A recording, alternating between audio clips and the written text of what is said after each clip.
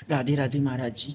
राधे राधे महाराज जी। महाराज जी, ये प्रश्न बहुत बार आता है कि हमने सबके साथ अच्छा करने की कोशिश की, मदद की, बट बदले में हमें ये मिला वो मिला और नफरत ही मिली। हम ये कहते हैं कि हम किसी के साथ अच्छाई का बर्ताव करते हैं तो हम बदला क्यों चाहें?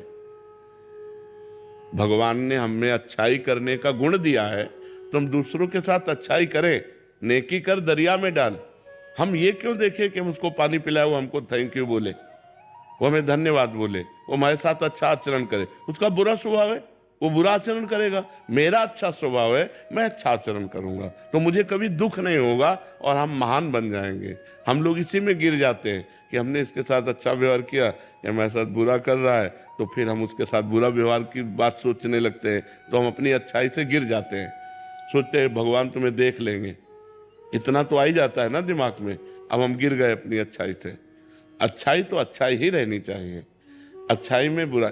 एक बार एक काशी में गंगा जी में बिच्छू बहती जा रही थी, तो एक अच्छाई करने वाले ने उठाया, बिच्छू ने डंक मारा वैसे, फिर उठाया, फिर मारा।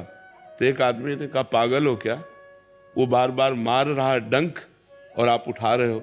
बोले ये उसका स्वभाव है, बिच्छू का स्वभाव है डंक मारना, और मेरा स्वभाव इसे बचाना, मैं इसे बचाऊंगा। और बाहर एक बार कर दिया। तो ऐसे जैसे गलत स्वभाव के लोग हैं, अब आप अच्छा बर्ताव करेंगे तो वो बेचारे करें क्या? उनके पास सामग्री इतनी है, वो आपकी अच्छाई का उत्तर बुराई से देंगे। आपको चाहिए अपनी अच्छाई बचाकर उनकी बुराई को वापस कर दें। वो बुराई आप पर हावी ना हो पावे, आप पर प्रभाव ना डाल पावे, तभी अच्छाई रहेगी। और ये तब हो सकता है जब हम भगवत भाव से करें। इनमें भगवान विराजमान है तो हम इनसे बदला नहीं चाहेंगे, भगवान हमको देंगे। हमारी अच्छाई का फल हमें भगवान देंगे। ये क्या दे सकते हैं? ये बुराई ही दे सकते हैं। इस तो हम प्रसन्न रहेंगे। अगर हम किसी व्यक्ति से ये आशा रखें कि हम अच्छाई करें, वो हमारे साथ अच्छाई करे, तो असंभव।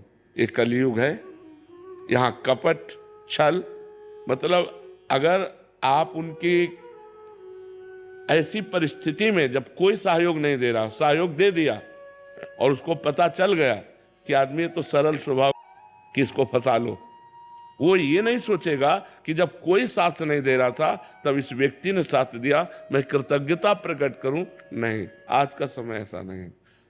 आपको बेवकूफ माना जाएगा, आप ज्यादा उदारता दिखाएंगे और ज्यादा सहयोग करेंगे तो माना जाएगा कम बुद्धि का आदमी। जी महाराज जी यही बोलते हैं। हाँ और जो छल कपट बेईमानी करे, बोले बड़े प्रवीण आदमी है।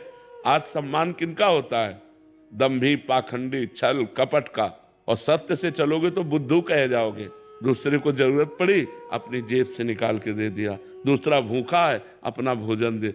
इसको भगवान आदर देते हैं।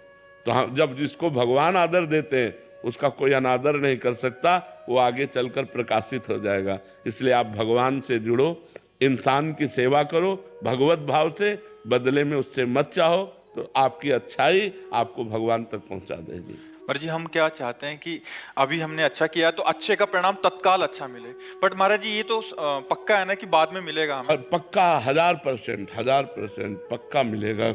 जब बुरे कर्म का फल मिलता है तो अच्छाई का फल क्यों नहीं मिलेगा? नहीं मिले। महाराज जी, उसका रूप क्या होगा? वो इससे अच्छा होगा। जैसे हमने इनको संकट विपत्ति में सहयोग किया, तो हमारे जीवन में संकट विपत्ति जब कभी आएगी तो उस समय भगवान सहयोग करेंगे। और सबसे बड़ी बात होती है, भगवान प्रसन्न हो जाते हैं।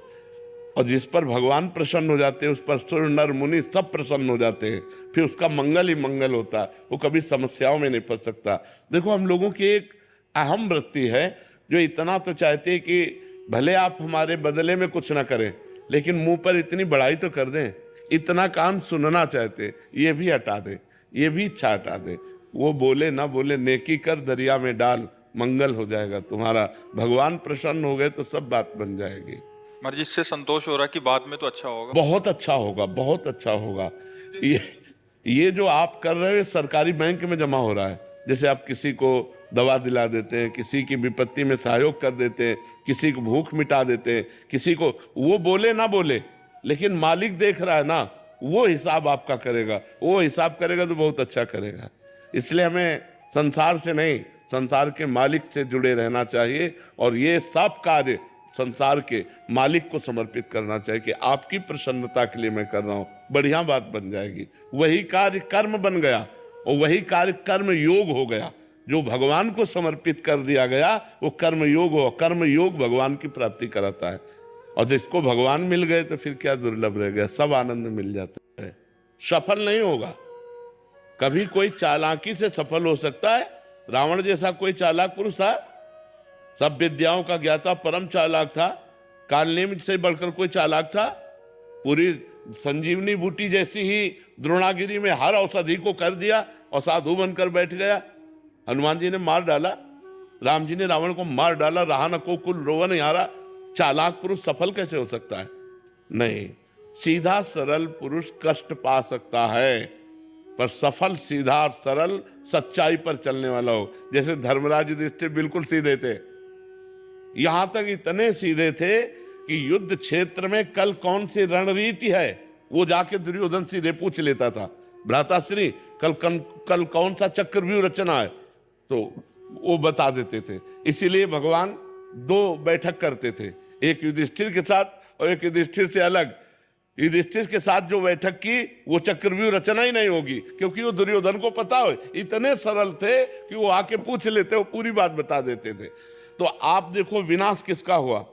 चतुर चालाक, जिसके साथ शकुनी, दुशासन, कर्ण, दुर्योधन के साथ इतने चालाक, चालाकी की हद थे ये लोग। तो क्या ये लोग सफल हुए? नहीं, सफल हुए सीधे साधे युधिष्ठिर जी महाराज, और नाश हुआ उन चालाक पुरुषों का। तो चालाक पुरुष तुम्हें सफल होते नजर आएगा लेकिन सफल नहीं हो सकता।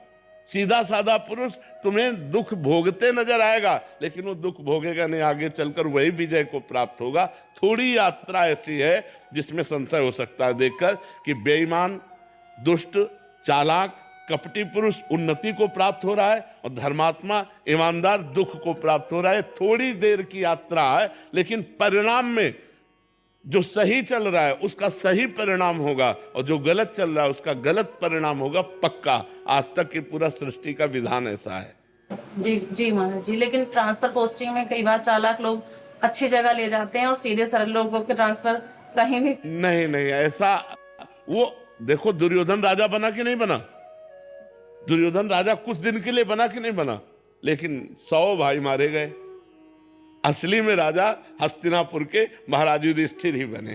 थोड़ी देर के लिए वो पद वो दिखाई दे सकता है कि वो बेईमानी, चालाकी करके, फ्रॉड करके पद को प्राप्त कर ले, ऐसा हो सकता है, मान सकते हैं, उसका पुण्य उसको साथ दे सकता है। लेकिन परिणाम, जो जीवन का परिणाम है वो ये पद नहीं है।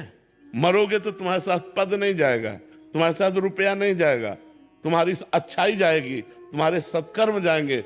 और ये पक्की बात समझ लो कि जनता मूर्ख थोड़ी देर के लिए बन सकती, लेकिन जब आपके आचरणों का, और भगवान ऐसी बुद्धि भ्रष्ट कर देते हैं कि खुला आचरण उसकी गंदगी सामने आ जाती है। आदमी की इज्जत चली गई तो किस योग रह गया?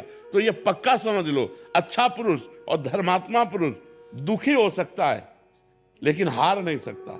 विजय को वही प्राप्त होगा। यत्र योगेश्वरा कृष्णो यत्र पार्थो धनुर्धरा तत्र श्री विजयो भूतिर ध्रुवा नीतिर मतिर्मम। ये निश्चित बात है, जहां धर्म है, जहां भगवान है, वहां विजय जरूर होगी। थोड़ी देर के लिए, अब जैसे 12 वर्ष का वनवास, 1 वर्ष का अज्ञातवास महाराज युधिष्ठिर को हुआ, इतने धर्मात्मा होते हुए, और ये दुष्ट लोग मौज उड़ाते रहे, लेकिन परिणाम में महाराज युधिष्ठिर ही चक्रवर्ती सम्राट बने और 100 के 100 कौरव मारे गए। तो इसलिए हमें अपने मन को धर्म में ही लगाना चाहिए, चाहे थोड़ा दुख मिले, थोड़ा उन्नति कम दिखाई दे, लेकिन आगे चलकर वो उन्नति को प्राप्त होगा। धर्मात्मा दीपक की तरह जलता है पर वो जलता रहता है, और अधर्मी हाइलोजन की तरह जलता है पर फ्यूज हो जाता है। वो एकदम चढ़ा और एकदम फ्यूज हो गया, एकदम नष्ट हो गया। धर्मात्मा पुरुष दीपक की लौ की तरह जलता रहता है और अपने घर को प्रकाशित कर देता है। इसलिए धर्म से चलो, भगवान का आश्रय लो। बुरे आचरणों से कभी किसी का कोई लाभ नहीं हुआ। थोड़ी देर लाभ होते दिखाई दिया, लेकिन परिणाम में विनाश ही होगा, अशांति ही होगी। कभी पाप कर्म करने वाला, छल कपट करने वाला सुखी नहीं हो सकता। परिणाम में थोड़े दिन तो आपको लग सकता है कि ये सुखी हो रहा है, लेकिन फिर ऐसा रहेगा कि मिट्टी में मिल जाएगा, रहा न को कुल रोवनिहारा। सामने से तो बहुत सुंदर दिखाई दे रहे और पीछे जो पाप कर रहे तो मालिक देख रहा है, उसका हिसाब मालिक करेगा। मालिक की दुकान में है सबका जीवन खाता, पाई भर का भी चूक नहीं होती हमारे मालिक से, एक एक बात का हिसाब होता है। अगर हमने अंगुली भी उठाई है तो उसका भी हिसाब है कि क्यों उठाई और कैसे उठाई। परमात्मा सबको देख रहा है, इसलिए ये मत दे जानो कि कोई देख नहीं रहा है, हम अच्छाई कर रहे हैं, हमें बुराई पर बुराई मिलती चली जा रही, कोई हमारे देख नहीं, परमात्मा देख रहा है। और जो एक है कि मैं छल कपट बुराई से बढ़ रहा हूं, तो देख लेना तुम नष्ट हो जाओगे। जैसे किसी को दो आदमी हाथ और पैर पकड़कर ऊपर 7वें खंड में ले जा रहे हो, वो सोचे मैं बड़ी मौज से जा रहा हूँ, मौज से ले जा रहे हो, ऊपर से पटकने के लिए ले जाया जा रहा है। ऐसे पापी आदमी यदि बढ़ोतरी को जा रहा है तो समझो उसका नाश होने वाला है, और धर्मात्मा पुरुष दुख मिल रहा है तो समझो अब ये ऊंचाई पर चढ़ेगा।